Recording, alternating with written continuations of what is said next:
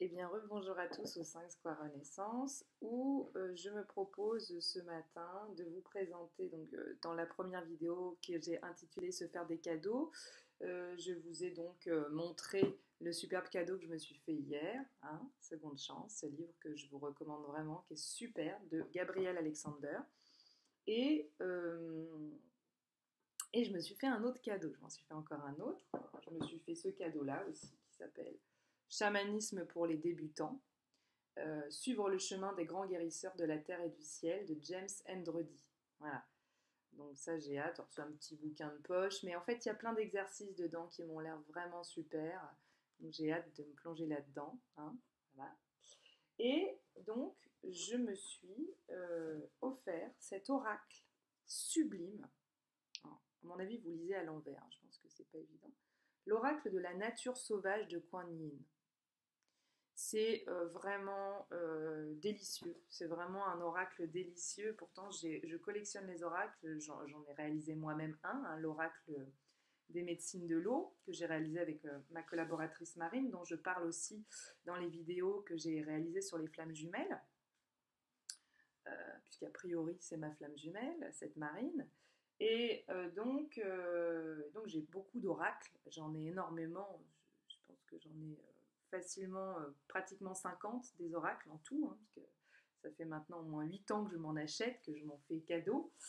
Donc voilà, j'en ai des plus ou moins bien, j'en ai qui me servent dans les soins, et puis de toutes les natures, des oracles des couleurs, des oracles vibratoires. J'ai l'oracle stellaire là, d'Ajnaël et Aurélia Dabon, vraiment qui est super aussi. Et hier, je me suis offert celui-là, et à mon sens, c'est le plus beau que j'ai. Pourtant, j'ai aussi Féminitude, qui est magnifique, hein, si vous connaissez Monique Grand d'Emira. C'est vraiment sublime, mais celui-là, mais en fait, au niveau des dessins, déjà, vous voyez, je vous mets comme ça au hasard. Puis alors, les noms, quoi. Les Saintes Sœurs. Ça, c'est la carte qui s'appelle les Saintes Sœurs. Celle-ci s'appelle Cavalière sauvage en rouge, bénédiction accordée. Bénédiction de la danseuse cerf-volant. Attendez, c'est délicieux, quoi. C'est hyper poétique. Décidément, celle-là, j'aime bien. Chuter en toute sécurité. Génial, hein. Sa main apaise la guerre. Au-dessus de toi, la danseuse à la lanterne. Voilà. Délicieux, vraiment délicieux. Et allez, un petit dernier pour la route. La dame de Lhasa descend. Oh purée, j'ai envie d'en faire une dernière. Celles-ci, ce sont les sœurs de la spirale sacrée. Oh bah pardon, je suis en train de vous la montrer hors cadre. Ça va pas servir à grand chose. Donc du coup, je me proposais en fait là de vous tirer une carte pour aujourd'hui. Voilà, qui résume en fait aujourd'hui et puis peut-être la période en cours, hein. Donc je vais me connecter à l'inconscient collectif, hein, à ce que nous sommes tous en train de vivre. Ça peut être intéressant d'utiliser les oracles comme ça. Et puis je vais vous lire le texte qui, ma foi, est très beau et qui eh bien, est totalement et qui est surtout long. C'est assez long. Le travail est magnifique. Il a dû prendre un certain temps. Alors là, ah bah c'est beau, c'est très très beau. La carte que j'ai tirée c'est la carte 14, elle s'appelle Sans peur. Donc il semblerait qu'on soit dans une période, là, aujourd'hui, et la période, là, jusque, je dirais, fin de l'année, on va dire que c'est une carte pour maintenant jusqu'à la fin de l'année, elle s'appelle Sans peur. Donc on a à travailler certainement sur nos peurs au niveau de l'inconscient collectif. Donc la carte 14, je m'en vais vous la lire immédiatement, illico presto. Et en plus, je tombe dessus instantanément, incroyable. À présent, il est temps de se lancer et de sauter. Laisse-le passer derrière toi, n'hésite pas, n'aie pas peur. Tu n'as pas besoin de savoir comment tout va s'arranger pour que tout fonctionne parfaitement selon le plan supérieur que j'ai pour toi. Ce n'est pas le moment de faire des petits pas timides. C'est le temps d'un grand mouvement, de saisir ta chance, d'être audacieux. Alors lance-toi, à courir sans perdre de vue ton but. Ton corps va te faire confiance et je vais te protéger et te guider. Sautons ensemble, sans avoir peur, dans le futur de ta destinée divine qui se déploie. Ce sera un galop sauvage. Il y a un temps pour être patient, un temps où l'on attend que le chemin nous soit montré. Il y a un temps pour se poser, pour rassembler ses énergies. Lorsque le moment est venu, le carburant nécessaire pour agir est alors disponible. Et puis il y a le temps de l'action, où il n'y a nul besoin d'être timide ou d'analyser. C'est le moment de se lancer, courageusement, en avant, de dire oui, d'agir sans hésitation. Ce que je fais en me lançant dans le vide, là, comme je disais, puisque je déménage à la fin du mois pour ne pas savoir où je vais. Enfin, je vais en Bretagne pendant un petit temps, mais après, je ne sais pas du tout ce que je fais. Dans le monde occidental, on valorise beaucoup l'action dans la mesure où elle permet d'accomplir des tâches. Mais dans les enseignements de sagesse de Kuan Yin, on n'insiste pas sur cet aspect. L'action a besoin d'être équilibrée par la préparation pour qu'elle soit la plus efficace possible, la plus qualifiée et satisfaisante pour l'âme.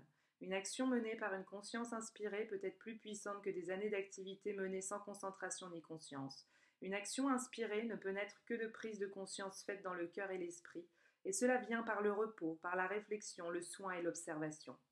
En apprenant cette façon plus féminine d'être en équilibre et de suivre son intuition, en se débranchant de la nécessité constante d'aller de l'avant et de se pousser à agir au lieu d'attendre le bon moment, on peut pendant un temps pencher trop fortement dans l'autre sens en croyant que l'action provient d'une attitude dictée par la force et que par conséquent elle n'a pas de sagesse. Ainsi, nous pouvons nous-mêmes nous retenir d'agir par respect pour ce que nous imaginons que la sagesse féminine veut de nous. Nous pouvons croire que c'est ainsi que l'on pratique l'art d'accepter ce qui est sans porter de jugement. Mais il y a pourtant une différence entre agir sans discernement depuis un lieu en soi de peur, un lieu où l'on s'accroche aux croyances, et agir consciemment à partir de ce que nous inspire notre cœur. Même si le non-jugement est en effet une forme de sagesse, nous devons faire attention à utiliser intelligemment cet enseignement et à ne pas nous ligoter involontairement en nous empêchant de vraiment vivre dans la liberté et l'audace. Une partie de notre acceptation de tout ce qui fait la vie implique aussi d'accepter notre propre destin sans juger. Cela peut inclure de contribuer activement à la guérison et à la vie du monde. Nous pouvons accepter le monde dans tout ce qu'il est, accepter aussi notre propre désir de contribuer à l'amélioration, à la croissance et l'évolution de notre conscience, ce qui peut être finalement bénéfique également au monde. Acceptation ne signifie pas inactivité. Accepter la nature de notre âme tend à nous donner davantage d'énergie pour agir de façon consciente et inspirée et ne va pas nous enlever l'énergie.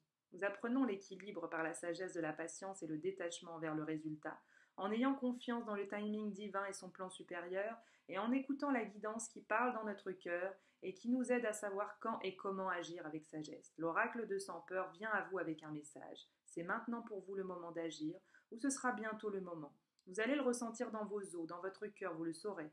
Ne vous attardez pas sur les détails. Ne vous souciez pas de savoir s'il y a une garantie pour que les choses aillent dans le sens que vous pensez bon qu'elles suivent. Ne comprenez-vous pas que la Mère divine vous aime? C'est elle qui guide le résultat de tout ce qui se fait pour servir au mieux votre bien le plus haut et la réussite divine suprême. Vous n'avez pas à vous inquiéter de savoir si vous avez l'air fou ou non, ou bien si vous êtes prêt. Si vous venez de traverser une période de votre vie où vous avez dû patienter après une maladie, la douleur d'un deuil ou d'une perte quelconque, la traversée d'une épreuve difficile, une période sombre, alors cet oracle indique qu'il va y avoir d'ici peu une issue. Vous allez être soudain dans le jaillissement alors que vous étiez retenu en arrière. Là où vous vous êtes senti comme sans énergie, vous allez découvrir que cette énergie s'élève soudain en vous. Là où vous aviez peut-être l'impression de ne pas pouvoir, vous allez enfin comprendre que vous pouvez. Et c'est ce que vous allez faire. Si vous vous questionnez pour savoir si vous êtes sur le bon chemin, si vous devez aller plus avant, s'il vous faut agir plutôt que de laisser les choses se dérouler d'elles-mêmes, ce qu'elles ne manqueront pas de faire, ou bien si vous devez faire un choix qui vous concerne, alors cet oracle vous dit oui. Il vous dit de faire confiance à votre cœur, d'agir sans être attaché au résultat, même si cela semble vous écarter du monde ou des personnes que vous connaissez, et tout particulièrement si vous avez l'impression de ne pas savoir du tout ce qui va se passer. L'oracle de Sans Peur vous dit d'y aller, sans hésitation. C'est le moment pour vous d'agir. Et parce que vous êtes en harmonie avec l'univers, cette action va vous amener la juste récompense au bon moment. Si vous avez récemment pris un engagement important dans votre vie, que vous avez des doutes parce que les choses ne semblent pas se passer comme vous l'aviez prévu, cet oracle vous donne sa guidance. Vous avez fait ce qu'il fallait, n'abandonnez pas, continuez à avancer. Peu importe si les choses n'ont pas l'air de fonctionner comme vous le souhaitez, elles continuent à s'élaborer. À un moment, vous allez comprendre tout l'amour qui vous entoure et que tout ce qui s'est passé de la façon précise dont cela s'est passé est parfaitement dans l'ordre des choses. Absolument bienveillant et nourrissant pour vous. Si vous êtes en train de penser qu'il vaudrait mieux que vous vous retiriez, que vous n'êtes pas prêt, que le passé garde quelque emprise sur vous, l'oracle de Sans Peur vous dit que le chemin pour trouver le bonheur est d'aller de l'avant. Il n'y a ni temps ni énergie à gâcher à propos de ce qui a été, même si cela a eu de la valeur à un moment et a été utile à un but. Il est temps à présent de s'ouvrir à ce qui va être. Cet oracle est celui du pont entre le moment présent et le futur qui prend vie pour vous à présent. Embrassez votre destin, bien-aimé. Il vous appelle à aller de l'avant tout en s'avançant vers vous. Votre temps est venu. Et voilà. Donc, cette fin d'année va être sous le signe de l'action et du sans peur, ne pas avoir peur, avoir foi, se laisser aller à la confiance. Voilà, c'était l'oracle du jour. Je reviens vers vous très vite là, dans les minutes qui suivent, pour vous faire une vidéo sur la transformation, hein, puisque ça m'a été demandé par ma chère Sophie, hein, Sophie, si vous regardez cette vidéo, dont j'ai déjà parlé dans plusieurs autres vidéos, qui me demande quelquefois comme ça des thématiques. Alors, elle m'a également demandé une vidéo sur les âmes sœurs et sur les âmes jumelles, donc pas les flammes jumelles, mais les âmes jumelles. Mais honnêtement, pour le moment, je ne me sens pas tellement capable de faire des vidéos sur les âmes sœurs et les âmes jumelles, parce que ça demande quand même un certain nombre de connaissances que je n'ai pas, et à vrai dire, je m'intéresse à énormément de choses. Je ne peux pas non plus m'éparpiller trop, parce que moi, quand je traite un sujet, j'aime bien le traiter en profondeur, pas faire goui-goui et raconter n'importe quoi. Donc bon, pour le moment, voilà, j'ai pas trop d'inspiration pour parler des âmes jumelles et des âmes sœurs, sachant que je pense qu'effectivement, nous avons tous une flamme jumelle, mais elle est incarnée ou elle ne l'est pas avec nous présentement. C'est-à-dire pour bon nombre d'entre nous, la flamme jumelle est dans une autre dimension en fait, et finalement interagit avec nous malgré tout. Et dans certains cas, qui sont quand même relativement rares, mais de plus en plus, à l'heure actuelle, je pense qu'il y a vraiment beaucoup de personnes qui se sont incarnées avec leur flamme jumelle. Eh bien, on se retrouve ici dans la matière. Et c'est chaotique par moments, mais voilà, c'est quand même une belle expérience, et surtout une belle expérience de déploiement de soi, ça c'est clair. Et puis je vois que vous êtes très nombreux à vous intéresser à ce sujet-là, donc effectivement il y a de la demande. Les âmes sœurs c'est autre chose, c'est beaucoup moins conflictuel, enfin conflictuel, c'est pas conflictuel, mais c'est beaucoup moins difficile à vivre, c'est beaucoup plus fluide à mon sens que les relations avec des flammes jumelles. Et les âmes jumelles, ça doit être un peu plus fluide aussi que les flammes jumelles. Je crois savoir qui est mon âme jumelle, j'ai une petite idée sur la question, parce que pour moi on a une âme jumelle et une flamme jumelle. Et c'est vrai que c'est très facile, tout est simple. Alors qu'avec une flamme jumelle, tout est compliqué. C'est beau, c'est très puissant, c'est très fort, mais alors, c'est costaud quand même, hein, c'est pas évident. Voilà.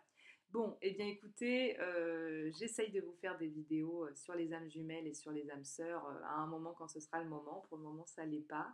Je pense vous refaire prochainement une vidéo aussi sur les flammes jumelles. Très rapidement, puisqu'il y a énormément de demandes en fait. Il y a une vidéo qui a eu un succès fou, notamment, j'ai halluciné, j'ai cru que j'avais eu la berlue quand j'ai regardé le nombre de vues.